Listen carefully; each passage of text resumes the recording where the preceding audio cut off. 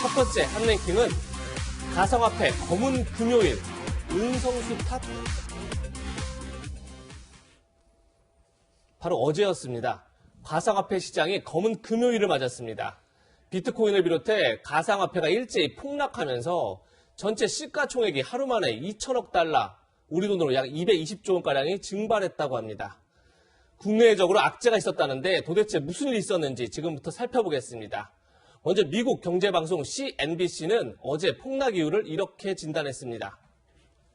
조 바이든 미국 대통령이 고소득층에 대한 자본 이득 세율을 2배 가까이 인상할 것이라는 보도가 나오면서 가상화폐가 급락했다, 이런 얘기입니다. 규제 얘기만 나와도 가상화폐 시장이 휘청한다는 건데요. 국내 요인도 있었습니다. 바로 금융당국의 수장, 은성수 금융위원장의 이 발언이 논란이 됐습니다. 직접 들어보시죠. 저는 조금 표현이 좀 저희들끼리는 이게 투자자냐 그냥 거기에 참여한 자면서 투자자 보호라는 개념에서 조금 저희는 생각을 달리하고 있습니다. 우리가 그걸 다 보호해야 될 대상이냐는 부분에서는 좀 생각이 다르고요.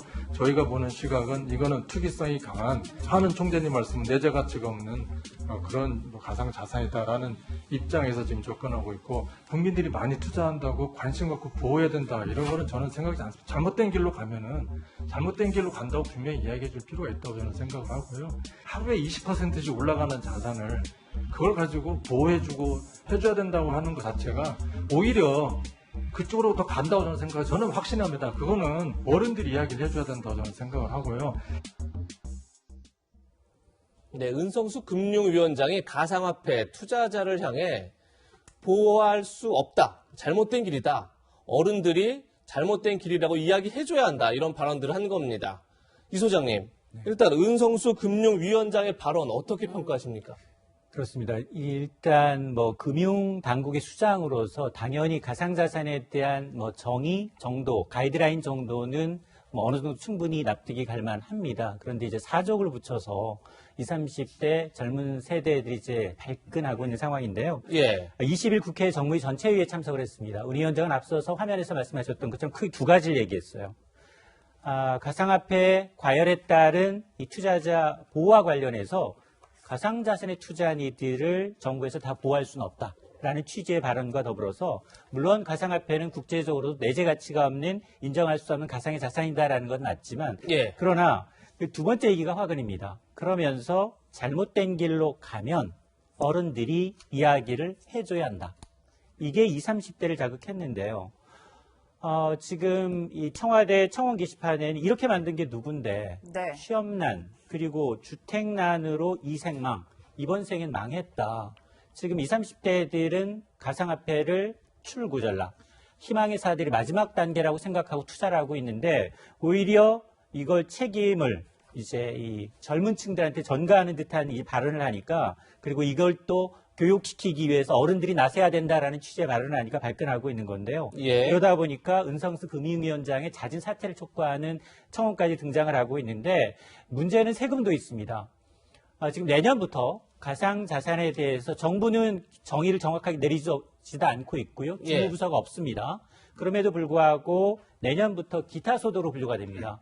250만 원을 초과하는 이득에 대해서는 20%, 지방세까지 포함한 22% 세금을 내야 한다라고 하고 있는데, 예. 이 부분에 대해서도 이 30대 평범한 직장인이라고 밝힌 이 청원자는, 아니 투자자 보호해줄 근거가 없다고 보호에는 발을 빼면서 돈은 벌었으니 세금을 내라? 라면서 오히려 앞뒤가 맞지 않는 일이다라고 이제 반발하고 있는 상황입니다. 네, 전 의원님 앞서 말씀 주신 것처럼 실제로 지금 청와대 청원 게시판에는 이런 글이 올라오고 있다고 해요. 저희가 좀 준비를 해봤는데, 자신을 이제 30대 평범한 직장인이다라고 소개한 청원인은 깡패도 자리를 보존해준다는 명목하에 자릿세를 뜯어간다면서 보호에서는 발을 빼고 세금은 내라고 한다면서 강한 불만을 나타내고 있어요. 네. 이 글은 어떻게 보셨어요? 사실은 정말 말이 안 되는 얘기죠. 그리고 특검법이 이미 이제 9월 달에 되면 되기 때문에 실제로 전 세계적인 자금 세탁 방지법 AML을 적용하게 되고, 예. 자연스럽게 중소거래소 그걸 못 맡는 중소거래소가 폐쇄되는 것은 이미 예정된 일입니다. 네. 그럼에도 불구하고 지금 현재 어른들이 가르쳐 줘야 된다 그렇게 얘기하는데, 지금 최근에 여론조사 보면 미국 국민의 60%가 가상자산 투자를 생각하고 있다. 그렇게 여론조사가 최근에 나와 있고요. 예. 우리 젊은이들뿐만 아니라 전 세계의 기관 투자자들이 이미 비트코인을 구매하고 있고 국가도 달러 대신하는 말하자면 가상자산으로 상당히 인정하고 있는 제도권 안에 들어오는 체제거든요. 이제 그렇다면 정부가 오히려 이것을 안전하게 말하자면 유도해서 말하자면 그야말로 어떤 사기 피해라든지 부실 거래소로 인한 어떤 피해가 없도록 해주는 것이 정부의 책임이라고 봅니다. 그래서 네. 자율 규제를 통해서 정부가 제도화하는 그런 과정들이 필요한데 사실은 이미 조폐공사라나 예탁원 같은 데는 이미 그런 가상자산에 대한 준비를 다 해놓고 금융수장이 이것은 아무 보호할 가치가 없다. 이렇게 얘기한다는 것은 정말 우리 정부의 금융수장의 인식 수준 그리고 최근에 젊은이들이 생각하는 메타버스라고 하는 새로운 공간에 대한 이해 예. 너무 천박한 거죠. 네. 네, 그래서 실제적으로 내용적으로 보면 이 돈 자체가 부동산에 대한 투기가 막혀 있어서 젊은이들이 새로운 제3시장으로서의 출구 전략이 포함되어 있는 거거든요. 그러면 전체 돈을 유동하는 과정에서 이것을 긍정적으로 이끌어가는 그런 가이드라인이 필요한 거 아닌가. 저는 굉장히 무책임한 발언으로 봤습니다. 예, 네. 김영주 전 의원께서도 은성수 금융위원장의 발언이 굉장히 무책임하다 이렇게 지적했는데 2030 세대가 은 위원장 발언에 분노하는 이유가 있습니다. 가상화폐 투자 열풍을 주도하고 있는 이들이 바로 2030 세대이기 때문인데요. 보시는 것처럼 빗썸, 업비트, 코빗, 코인원 등 주요 4개 거래소에 올해 1분기 신규 가입자를 보니까 249만 명이 넘고 있습니다. 그런데 그중에 32.7%, 81만 명이 20대입니다. 또 30.8%, 76만 명이 30대입니다. 그래서 63%가 신규 가입자의 63%가 2030 세대인 겁니다. 이인철 소장님, 네. 아무래도 집값 폭등으로 벼락거지다 이런 말들이 있는데 젊은 세대가 너나 할 거 없이 가상화폐 투자로 뛰어들고 있는 것 같아요. 그렇습니다. 이 현상을 어떻게 봐야 될까요? 사실은 지난해만 하더라도 20, 30대는 주식시장, 이른바 이제 동학개미로 우리 국내 증시 상승의 주역이었습니다. 예. 근데 연초 들어서 주식시장이 좀 횡보 양상을 보였어요. 전고점을 두고서 좀 조정 양상을 보이다. 그러다 보니까 상대적으로 주위에서는 가상화폐로 돈을 벌었다라는 소문이 나기 시작하니까 올 지금 석 달 동안에 거의 250만, 4대 거래소에서만 250만 신규 가입자가 가상화폐 이 가입을 위해 투자를 위해서 늘어났는데 이 가운데 3명 가운데 2명이 20, 30대입니다. 20, 30대의 경우에는 특징이 굉장히 조금 성격이 좀 급해요. 그러니까 단타 매매를 합니다. 예. 주식에서도 비슷한데요. 이게 24시간 거래를 하다 보니까 하루에도 수차례 사고 파는 과정을 반복하고 있다는 거예요. 네. 근데 수익은 많이 나지 않죠. 그럼에도 불구하고 일부 SNS를 통해서 나는 대기업을 다니는데 가상화폐 투자를 통해서 수십억, 수백억 원을 벌어서 퇴사했다. 예. 이런 것까지 알려지다 보니까 광풍은 더 커지고 있는 겁니다. 문제는 이렇게 24시간 거래하다 보니까 회사에서도 계속해서 휴대폰을 확인해야 되고요. 시세를 확인해야 합니다. 한밤중에도 밤잠을 설치는 경우가 많아서 오히려 순식간에 이 변동성이 너무 크다 보니까 우울증, 조울증에 가까워서 이 정신병원을 이제 이용하는 신세를 졌다라는 하소연까지 나타나고 있는데 문제는 가상화폐는 주식과 좀 다르다라는 겁니다. 주식은 과열을 진정시킬 수 있는 제어 장치가 있어요.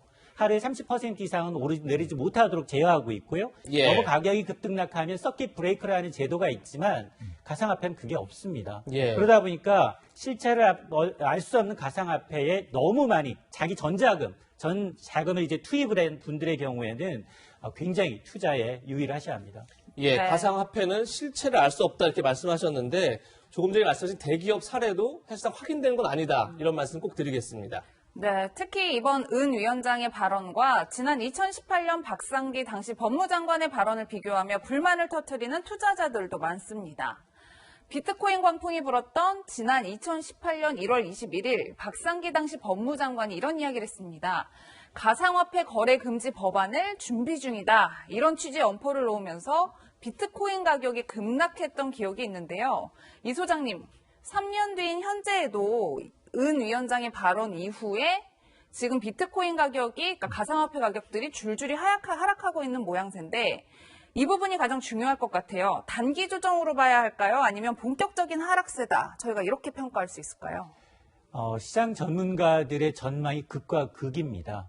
사실은 지금 조정을 보이고 있다 하더라도 지난 일주일 전 우리나라 시간으로 16일 거래 기준 비트코인은 8,100만 원까지 올랐어요. 예. 그러다가 어제는 5,500만 원 선까지 추락을 한 겁니다. 예. 그러다 지금 현재 시세를 방송 들어오기 전에 확인해 보니 5,900만 원대거든요. 아, 다시 또 5,900만 원 됐군요. 그렇습니다. 그러다 예. 보니까 극과 극으로 나뉘고 있는데 무슨 얘기냐? 일단 달러 기준 비트코인이 5만 달러가 무너졌기 때문에 여기서 반토막이 날 것이다. 예. 그러니까 2만 달러, 3만 달러로 추락할 수 있다라는 전망이 있고 네. 이와는 반대로 무슨 얘기냐? 연내 10만 달러. 우리 돈으로 하면 1억 원 이상 호가할 것이다라는 전망이 팽팽하게 맞서고 있거든요. 지금보다 다시 2배가 오를 수 있다 이런 전망도 나온다는 거네요. 그렇습니다. 그러다 보니까 특히 이제 과거의 열풍과는 달리 조금 상황이 좀 달라졌어요. 네. 과거는 개인 위주에서 지금은 기관들 여기다 이제 페이스북뿐만 아니라 이런 이 테슬라 같은 기업들이 자사 상품을 이용하는데 이용할 수 있도록 터지고 있습니다. 그러다 보니까 조금 용도가 조금 활용도가 좀 커지는 것도 이유가 있습니다. 여기에다가 미국의 최대 가상화폐 거래소인 코인베이시스는 이미 나스닥 증시에 상장이 돼서 정규 시장으로 지금 진입해 있는 상황이 있거든요. 네. 예. 이렇게 제도권이 진입하다 보니까 이런 것들이 오히려 기폭자가 돼서 더 오를 것이다라고 하는데 그러나 문제는 지금 미국과 우리 한국의 규제 당국의 말 한마디로 우죽선처럼 떨어졌던 것들이 이런 가상통화의 가장 큰 리스크는 정부의 규제다. 예. 기축통화를 지금 지켜야 하는 미국의 입장에서 아직까지는 이제 그렇다 할 만한 규제 정책을 내놓고 있지는 않다 하더라도 그러나 중국이 계속해서 이쪽에 지금 푸시하고 있는 상황이기 때문에 이런 이 디지털 자산의 가장 큰 리스크는 각국 정부, 중앙은행의 리스크임을 이제 분명히 아셔야 합니다. 네. 각국의 규제가 가장 큰 리스크다 이렇게 말씀하셨는데 가상화폐 강풍 열기 속에서 여당의 민주당에서도 은성수 금융위원장을 향한 비판의 목소리가 커지고 있습니다. 노웅래 의원은 제2의 박상기 법무부 장관이라는 이야기까지 나온다. 지금 가상화폐 시장의 참가자들은 박상기 난에 이어서 은성수 난이다 이런 얘기를 지금 하고 있는 거죠. 네. 그리고 또 이광재 의원은 암호화폐 시장이 위험하니 막겠다는 접근은 시대착오적이다 이렇게 얘기했습니다.